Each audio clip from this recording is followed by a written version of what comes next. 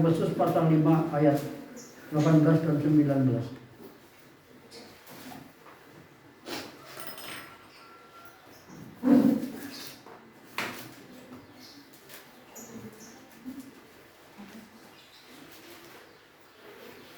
Efesus pasal 5 ayat 19 dan 18 dan 19. Kita akan baca bersama-sama.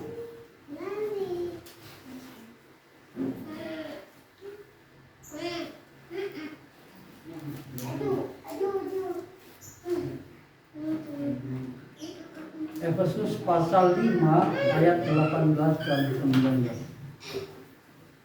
Mari kita baca bersama-sama setelah hitungan yang ketiga. 1, 2, 3. Dan janganlah kamu mabuk oleh anggur, karena anggur menimbulkan hawa nafsu, tetapi hendaklah kamu penuh dengan roh, dan berkata-katalah seorang kepada yang lain dalam mazmur, hidung puji-pujian dan nyanyian rohani, bernyanyi dan bersorak bagi Tuhan dengan segenap hati. Amin. Bapak Ibu, pagi ini saya memberikan judul pentingnya pujian dan penyembahan dalam pertumbuhan gereja. Jadi gereja atau jemaat yang memiliki pertumbuhan di dalam pujian dan penyembahan itu luar biasa. Jadi pujian dan penyembahan di dalam sebuah gereja itu penting sekali. Ya. Kita tidak bisa meremehkan pujian dan penyembahan. Saking pentingnya Bapak Ibu, pujian dan penyembahan di dalam gereja itu, di samping itu bisa membuat gereja itu bertumbuh, pribadi itu bertumbuh, tetapi juga ini sampai ditiru oleh setan. Setan sampai meniru Bapak Ibu, pujian dan penyembahan. Setan sampai bisa meniru, menciptakan musik, menciptakan lagu-lagu. Khususnya lagu-lagu yang mungkin yang sifatnya rock gitu ya, rock itu yang wah metal gitu ya. Tapi juga ada yang bernuansakan apa itu, yang viral itu apa itu, yang almarhum siapa itu orang Solo itu, Campur Sari itu dalam lagu-lagu itu semua itu ada nilai-nilai, terkandung nilai-nilai spirit, ya, spirit yang negatif gitu ya. Contohnya saja seperti banyak juga lagu-lagu populer juga. Pulangkan saja aku pada ibuku. Itu kan perceraian itu kan, ya. Itu kan KDRT. Lagu-lagu diciptakan seperti itu dari siapa sebenarnya itu? Ya ujungnya ya bercerai. Penyanyinya bercerai bukan? Betharia Sonata itu. Lalu banyak lagi lagu-lagu yang lain. Sakitnya tuh di sini, sakitnya di sini, ya sakit betul itu. Itu betul. Ya. Kalau ada lagi lagu Bojoloro itu ya, iya kan? Campur Sari itu, Bojoloro itu kan menyakiti orang itu. Punya istri 2, punya istri banyak itu. Jadi itu di lagu-lagu itu ada nilai-nilai yang tertanam dari spirit yang negatif. Itu bukan dari Roh Kudus. Karena ujung-ujungnya itu masalah yang timbul, bukan kedamaian, bukan menarik kuasa Allah, tapi itu justru roh jahat yang bekerja di situ. Ditiru oleh iblis Bapak Ibu. Lalu musik-musik Jawa, musik-musik jatilan itu ya, musik-musik jatilan campur sari. Dan itu luar biasa kalau kita mau mencermati itu. Lagu-lagu itu ada nilai-nilai yang seperti itu dari spirit-spirit yang bukan dari Allah. Sehingga ya itu banyak menimbulkan perceraian, banyak menimbulkan persoalan. Tapi kalau pujian kepada Allah, menyembah kepada Allah, itu bisa menarik kuasa Allah turun di sini. Ya, iman kita semakin bertumbuh dan bisa juga membuat mujizat terjadi. Gitu ya. Nah, Bapak Ibu yang dikasihi oleh Tuhan Yesus Kristus, ada seorang pengamat, seorang peneliti yang mengatakan, dan ini seorang psikolog juga, dia mengatakan begini, gereja yang memberikan bobot ujian dan penyembahan kepada Allah, gereja itu akan mengalami perubahan yang luar biasa secara rohani itu ya. Akan terjadi perubahan secara rohani. Tapi sebaliknya gereja yang memberikan sedikit ruang untuk pujian dan penyembahan, itu perubahannya itu tidak ada, tidak terasa. Karena dalam konteks Yahudi atau konteks Yunani, musik atau pujian itu adalah memberi dampak positif. Memberi dampak positif, bukannya memberi dampak yang negatif, tapi dampak yang positif. Memberi semangat, mendorong untuk setia, mendorong untuk terus beriman, mengasihi Tuhan, melayani Tuhan. Nah, dalam konteks keagamaan, pujian atau nyanyian itu memiliki kekuatan. Jadi ada kekuatan, ada kekuatan, ada dinamos yang luar biasa. Nah, Bapak Ibu, pagi ini Rasul Paulus dari pembacaan kita ini sesungguhnya mengajak kepada kita bahwa di dalam pujian dan penyembahan itu, terutama ya di dalam Alkitab itu memiliki kekuatan yang sangat dahsyat. Kekuatan yang sangat dahsyat. Nah, konteks dalam kitab Efesus ini adalah konteks peperangan rohani. Ya. Kalau Bapak Ibu lihat di dalam Efesus pasal 6, itu siapa musuh kita? Itu bukan manusia, bukan darah dan daging, tetapi adalah pemerintah-pemerintah, penguasa-penguasa, penghulu-penghulu malaikat yang di udara ini. Itu musuh kita. Ya. Dan kitab Efesus ini adalah kitab yang banyak membicarakan tentang peperangan rohani. Dan ketika orang Kristen berada dalam peperangan rohani dan kemudian menggunakan senjata ini untuk pujian dan penyembahan, itu terjadi kemenangan. Di samping ada senjata perlengkapan yang lain, pujian dan penyembahan ini menjadi sesuatu senjata yang ampuh, gitu ya, senjata yang ampuh. Karena ketika pujian dan penyembahan dilakukan, seperti tadi kita menyanyi bersama-sama, itu alunannya indah itu ya, itu indah. Itu Bapak Ibu percaya atau tidak? Kalau saya sih percaya. Ketika kita memuji Tuhan, menyembah Tuhan dengan sungguh-sungguh, setan itu panas Bapak. Setan itu panas, kepanasan dia. Seperti kepanasan, jadi gitu. Ketika kita memuji dan menyembah Tuhan dengan sungguh-sungguh, gegap gempita, itu setan itu bisa kepanasan. Setan itu bisa kelimpungan luar biasa. Karena ketika kita memuji dan menyembah Tuhan, itu mengundang kuasa Tuhan itu turun, hadirat Tuhan itu turun, sehingga setan itu kepanasan. Ya, menghadapi hadirat Tuhan dan kuasa Tuhan itu kepanasan. Mari kita terus bangun pujian dan penyembahan kita kepada Tuhan. Di gereja, di rumah kita, itu setan itu akan kepanasan. Dan setan itu akan kebingungan kalau kita mau tahu seperti itu. Bapak Ibu yang dikasih oleh Tuhan Yesus Kristus, mari kita melihat bahwa pujian dan penyembahan itu adalah penting bagi pertumbuhan gereja Tuhan. Termasuk saya berharap di tempat kita ini pujian dan penyembahan. Mari kita mari kita bangun agar supaya di dalam gereja kita itu pujian penyembahannya bertumbuh sehingga kita semua boleh mengalami suatu hasil yang luar biasa, dampak yang luar biasa. Bapak Ibu yang dikasih oleh Tuhan Yesus Kristus, mari kita melihat pujian dan penyembahan itu penting ya, di dalam pertumbuhan gereja. Saya akan memberi 3 garis besar saja. Ya.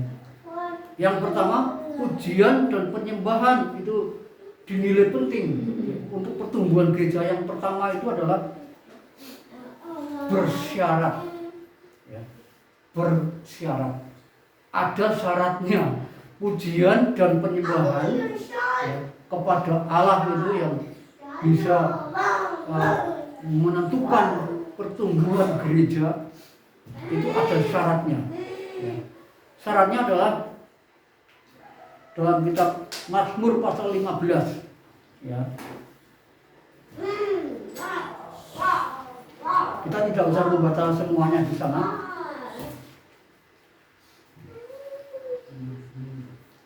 Siapa yang boleh datang kepada Tuhan? Nah itu di situ ada sederet ya, sederet syarat-syarat di situ Bapak Ibu.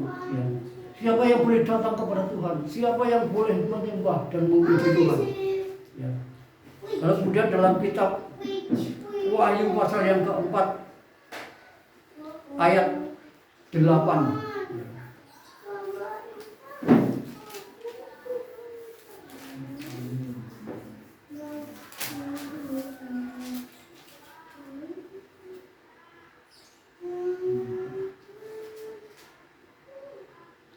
Dan keempat makhluk itu masing-masing bersayap 6 sekelilingnya dan di sebelah dalamnya penuh dengan mata.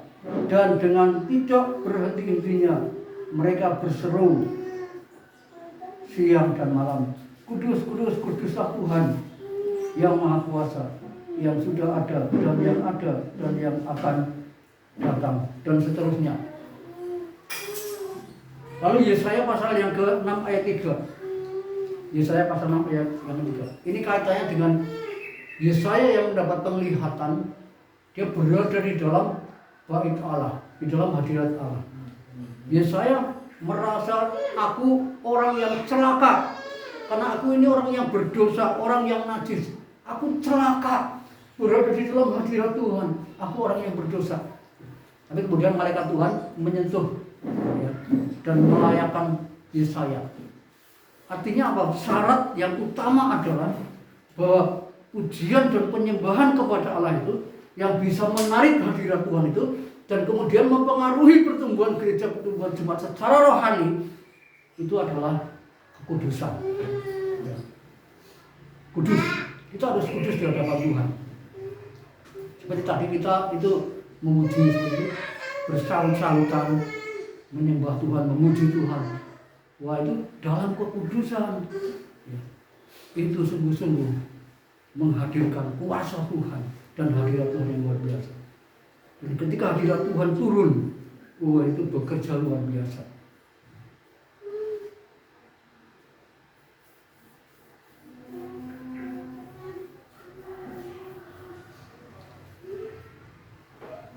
Jadi syaratnya adalah kita harus dalam kekudusan. Di samping kita itu tadi ayat 18 Efesus pasal 5 kita dipenuhi oleh Roh Kudus ya. Dipenuhi oleh Roh Kudus kemudian dalam posisi yang kudus ya, yang kudus. Lalu yang kedua, yang pertama adalah bersyarat, yang kedua itu beralasan ya. Jadi ada syaratnya, yang kedua ada alasannya. Pujian, penyembahan kepada Tuhan itu menjadi penting bagi pertumbuhan gereja. Beralasan. Alasannya apa?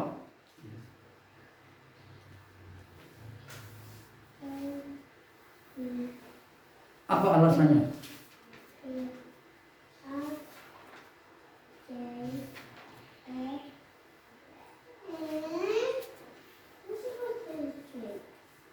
Saya mencatat ada beberapa alasan.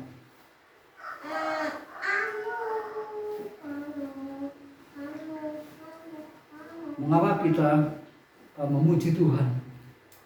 Karena Tuhan menciptakan kita itu sebagai umat pemuji dan penyembah. Tuhan itu yang layak dipuji dan disembah. Lalu Tuhan menciptakan manusia itu sebagai pemuji dan penyembah.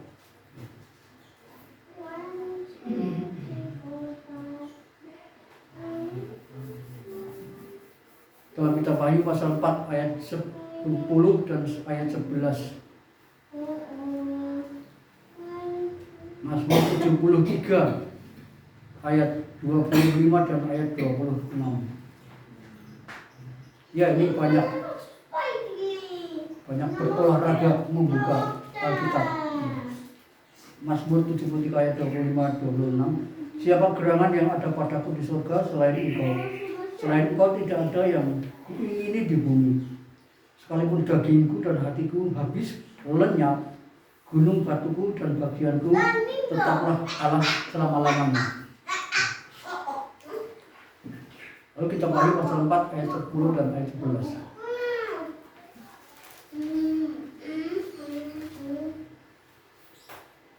Ya Tuhan dan Allah kami, Engkau layak menerima puji-pujian dan hormat dan kuasa, sebab Engkau telah menciptakan segala sesuatu, dan oleh karena kehendak-Mu semuanya itu ada dan diciptakan. Jadi alasannya Bapak Ibu dan saya itu diciptakan oleh Tuhan menjadi pemuji dan penyembah.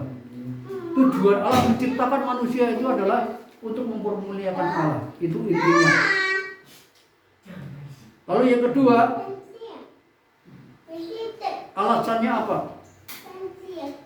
Pujian dan penyembahan. Itu menjadi penting. Karena perintah Tuhan. Ya, Mazmur 1 ayat Mazmur 50, maksud saya Mazmur 150 ayat 1. Mazmur 150 ayat 1. Pujian dan penyembahan itu perintah Tuhan. Haleluya, pujilah Allah dalam tempat kudusnya, pujilah Dia dalam cakrawala yang kuat, pujilah Dia karena segala keperkasaannya, pujilah Dia, pujilah Dia, pujilah Dia semua. Ini berulang-ulang kali. Ini perintah, ini tekanan supaya kita memuji dan menyembah Tuhan. Luar biasa. Lalu yang selanjutnya adalah Allah bertahta dan bersemayam di atas puji-pujian umatnya. Mazmur 22 ayat 4.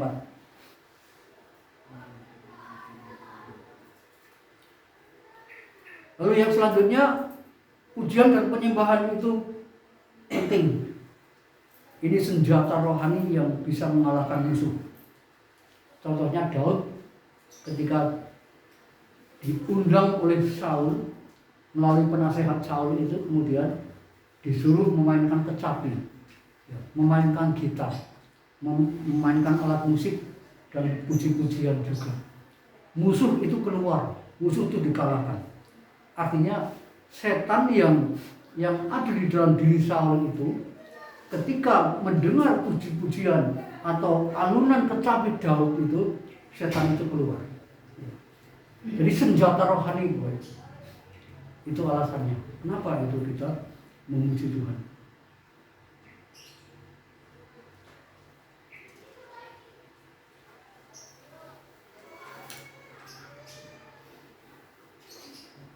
Jadi kalau kita tidak memuji Tuhan, tidak menyembah Tuhan, nanti kita tidak taat kepada perintah Tuhan.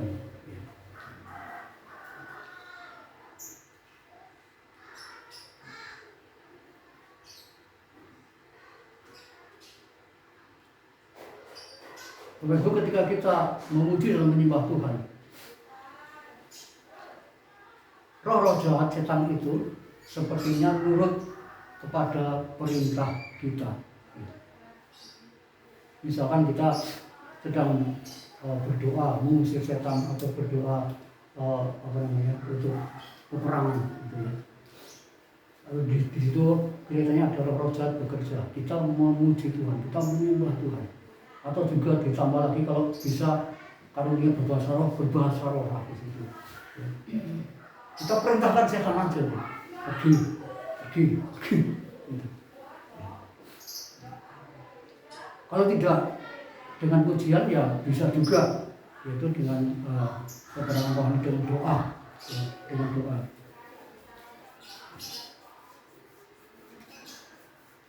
Minggu yang kemarin waktu saya menyampaikan firman Tuhan itu di sini,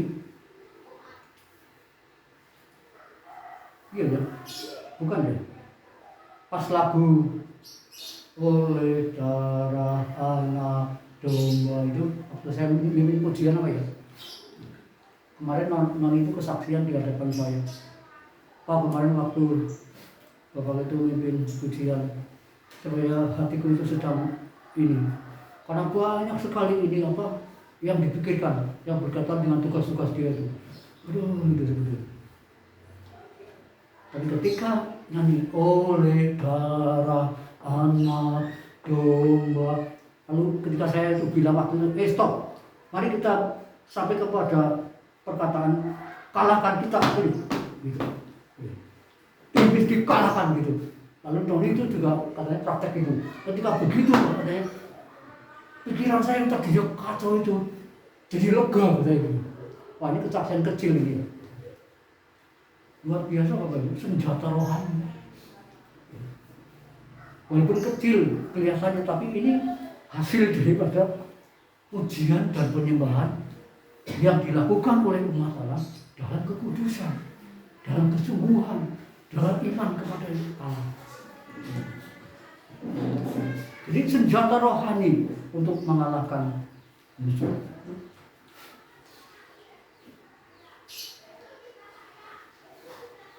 Yang pertama itu ada alasannya, yang pertama ada syaratnya, yang kedua ada alasannya, baru ini yang ketiga ada dampaknya atau berdampak. Jadi 3B, bersyarat, beralasan, berdampak. Atau 3A, ada syaratnya, ada alasannya, ada dampaknya. Mari kita melihat di dalam Kisah pasal 16 ayat 25 dan 26. Ini hanya salah satu ayat saja, sebenarnya banyak ayatnya. Kisah 16 ayat 25 dan 26.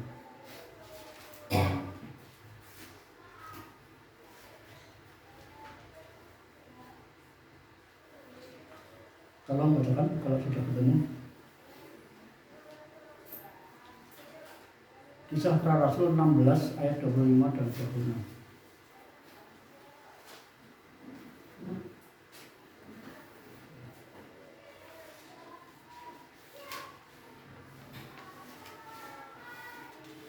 Kisah Rasul 16 ayat 25 dan 26. Tetapi kira-kira tengah malam Paulus dan Silas berdoa dan menyanyikan puji-pujian kepada Allah, dan orang-orang hukuman lain mendengarkan mereka. Akan tetapi terjadilah gempa bumi yang hebat, sehingga sendi-sendi penjara itu goyah, dan seketika itu juga terbukalah semua pintu dan terlepaslah belenggu mereka semua. Ya, amin. Bapak dikasih oleh Tuhan Yesus Kristus. Ketika Paulus dan Silas itu memuji dan menyembah Tuhan pada tengah malam, dan itu bukan di tempat yang seperti ini, Bapak Ibu. Ini tempat yang nyaman ya. Ini sudah nyaman sekali. Paulus dan Silas itu di penjara yang di bawah tanah yang gelap sekali, gelap dan pengap, dan nggak enak sekali itu suasananya, ruangannya itu enggak enak sekali. Tapi mereka puji-pujian, mereka menyembah Tuhan luar biasa. Lalu rupanya ketika Paulus memuji Tuhan dan menyembah Tuhan dan Silas itu terjadi suatu hubungan yang cepat dengan Tuhan, dengan malaikat. Sehingga akhirnya malaikat Tuhan itu turun dan di situ bekerja, lalu menggoncang-goncangkan penjara. Demikian juga pada waktu Petrus itu berdoa itu juga malaikat itu turun dan memberikan satu selembar kain, dan di atas kain itu ada makanan-makanan. Gitu ya. Jadi dampaknya itu sangat luar biasa sekali. Itu membuat penjara itu goncang dan akhirnya kepala penjara bertobat. Itu hasilnya tuh. Jadi berdampak. Tuhan mau menjangkau seseorang itu bisa melalui hal-hal seperti itu. Tidak memberitakan Injil secara kata-kata, tapi melalui mukjizat itu Tuhan bisa memenangkan kepala penjara bersama dengan keluarganya.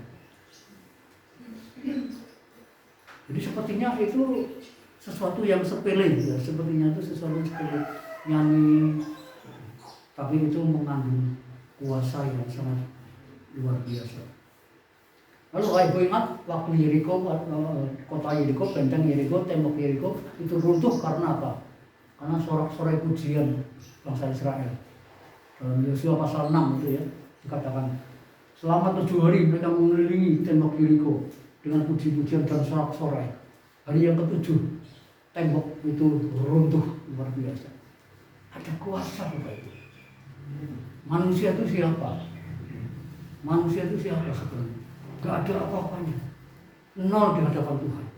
Tetapi ketika sungguh-sungguh berserah kepada Tuhan dalam iman, dalam kekudusan yang benar di hadapan Tuhan, menaikkan pujian dan penyembahan, sepertinya sederhana nyanyian itu, sepertinya biasa-biasa saja, sepertinya tidak ada artinya, tidak ada maknanya.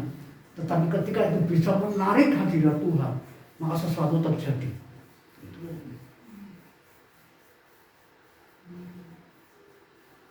Banyak juga contoh yang lain.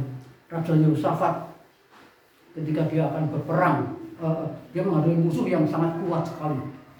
Yehosafat itu ketakutan luar biasa.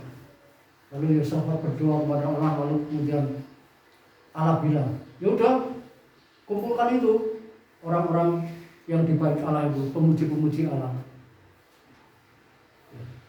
Jadi membuat paduan suara, nyanyi kayak tadi itu, nyanyi gitu. Nggak pakai senjata, nggak pakai tentara, hanya nyanyi saja, bergelimpangan semua. Jadi musuh-musuh itu pada gelut dewek itu, gitu. Raja Yehosafat dengan orang Israel hanya memuji Tuhan saja, musuh hanya bergelimpangan, perang dewek-dewek, luar biasa. Ketika terjadi pujian dan penyembahan kepada Allah. Perintah Allah, udah kamu nyanyi saja. Perintah Allah tadi, Mazmur 150 ayat 1. Kalau gue dikasih oleh Tuhan Yesus itu, yang saya ada kisah yang nyata. Jadi ada seorang pemuji dan penyembah Tuhan dari luar negeri ya. Kemarin saya sempat lihat sekilas videonya itu, dan ada seseorang yang menjelaskan. Tadinya waktu saya dengerin itu ya, lagu itu kayaknya orang barat ya, memuji Tuhan pun pakai kaos singlet Bapak Ibu, pakai kaos singlet dan rambutnya kayak preman gitu ya, ini banyak tatonya gitu. Ternyata orang itu pemuji dan penyembah Tuhan yang luar biasa. Dan ada yang menjelaskan ya, ini namanya Sean, S-E-A-N, Sean, namanya Sen. Katanya ya, pemuji dan penyembah Tuhan ini, waktu rame-ramenya tentara ISIS itu yang di Afghanistan, yang di Timur Tengah itu, Dia pujian dan penyembahan. Waktu itu dia diundang ke Afghanistan dan dia memuji Tuhan, menyembah Tuhan di situ untuk tentara ISIS itu. Katanya tentara ISIS sekarang bubar. Jadi dia merasa, wah ini pujian dan penyembahan ini memerangi kuasa roh-roh jahat yang ada di ISIS itu, sehingga tentara ISIS sekarang ini sudah mulai tidak ada. Tentara ISIS pergi, musuh pergi, kuasa gelap pergi. Itu pujian dan penyembahan luar biasa sekali. Pujian dan penyembahan itu juga efektif sekali, sanggup menembus dunia roh. Ketika kita memuji menyembah Tuhan, itu bisa menembus dunianya Allah, dunia roh. Itu bisa sampai ke sana. Dan juga bisa menyerang roh-roh jahat juga. Itu. Jadi luar biasa pujian dan penyembahan. Kalau saya pribadi merenungkan. Sehingga anak-anak Tuhan itu beroleh kemenangan. Dan pujian dan penyembahan itu juga berdampak mempererat hubungan manusia dengan Allah. Mempererat hubungan kita dengan Allah. Pujian dan penyembahan itu. Karena kita semakin connect dengan Allah. Kita semakin merasakan hadirannya dalam pujian itu. Itu ada hubungan. Ya. Semakin intim dengan Tuhan. Lalu kemudian dampaknya juga ini memberi kekuatan kepada orang percaya.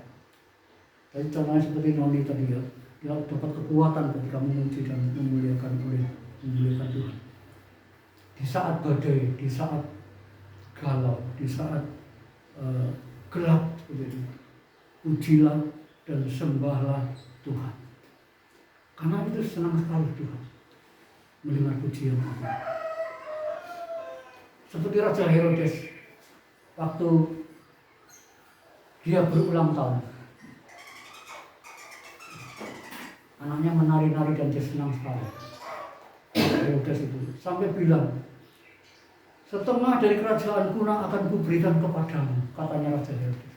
Karena dia senang sekali melihat tari-tarian, melihat pertunjukan atau juga hal-hal yang menyenangkan hati Raja Herodes, hati bapaknya itu.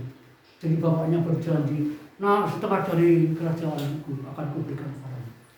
Saya kira ketika kita memuji dan menyembah Tuhan hingga menyenangkan Tuhan luar biasa, bisa jadi juga raja di atas segala raja itu berjanji berkata kepada kita, setengah dari kerajaanku akan kuberikan kepadamu. Amin gak boleh? Percaya enggak ini?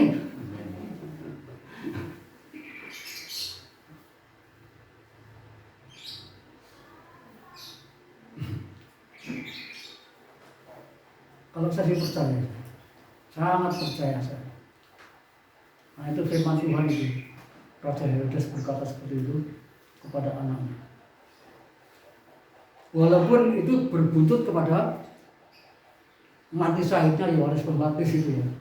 Tapi cerita itu adalah sungguh-sungguh Raja Herodes disenangkan oleh anaknya yang menari-nari. Bapak Ibu dan saya menari-nari di hadapan Tuhan, memuji Tuhan, menyembah Tuhan, itu menyenangkan hati Tuhan.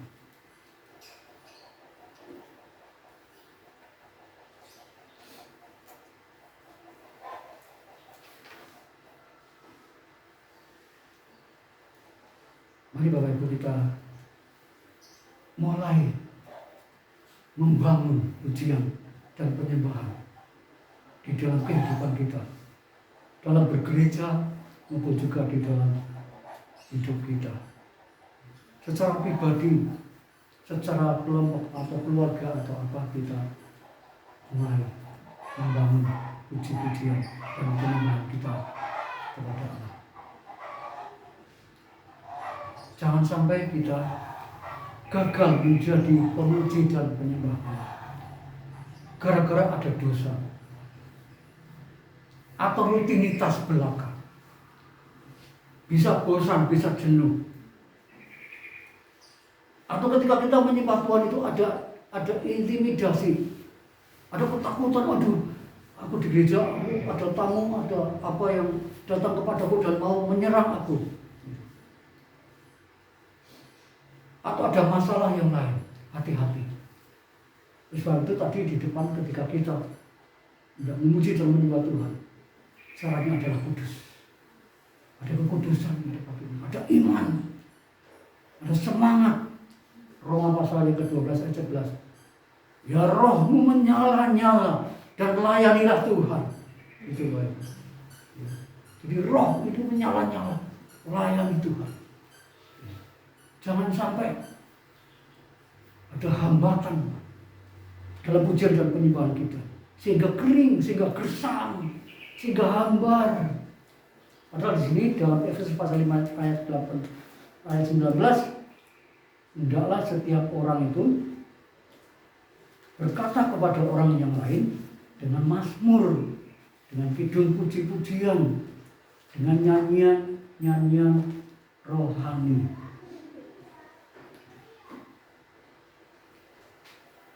Jadi itu yang harus kita lakukan, pujian dan penyembahan. Kenapa gereja karismatik itu kelihatannya itu cepat berkembang? Ya karena kuat dalam pujian penyembahan itu. Pujian dan penyembahan itu bisa menarik kuasa Allah bekerja. Mukjizat Tuhan terjadi. Ya, kan banyak orang yang mencari mukjizat ya. Ini negatifnya. Banyak orang yang cari mukjizat. Tapi sebenarnya tujuan kita jangan mencari mukjizat, tapi kita menyembah Tuhan, memuji Tuhan. Dan Tuhan hadir dan menyatakan kuasanya mukjizatnya. Jangan sampai mukjizat itu menjadi tujuan kita. Tetapi yang penting kita memuji Tuhan dan menyembah Tuhan. Ya, soal mukjizat itu adalah hak prerogatif Tuhan. Syukur kalau ada mukjizat terjadi. Kita bersyukur dan kita memuji Tuhan lebih lagi. Jadi jangan jadi tujuan. Apalagi kalau kita dalam dosa, dalam intimidasi, dalam rutinitas, dalam masalah. Waduh, nggak ada mukjizat, nggak ada kuasa Allah turun, kecewa udah pergi gitu ya. Jangan sampai mukjizat itu jadi tujuan kita. Tapi mukjizat itu hanya berkat Tuhan, anugerah Tuhan yang luar biasa bagi kita semua. Jadi ada 3 penyembahan dan pujian itu sangat penting sekali. Beralasan, bersyarat dan juga berdampak. Amin. Mari kita tunduk kepala. Kita naikkan satu pujian. Selain Kau, tiada yang lain. Dan jika berdoa, kalau kita menyatakan isi hati kita kepada-Nya.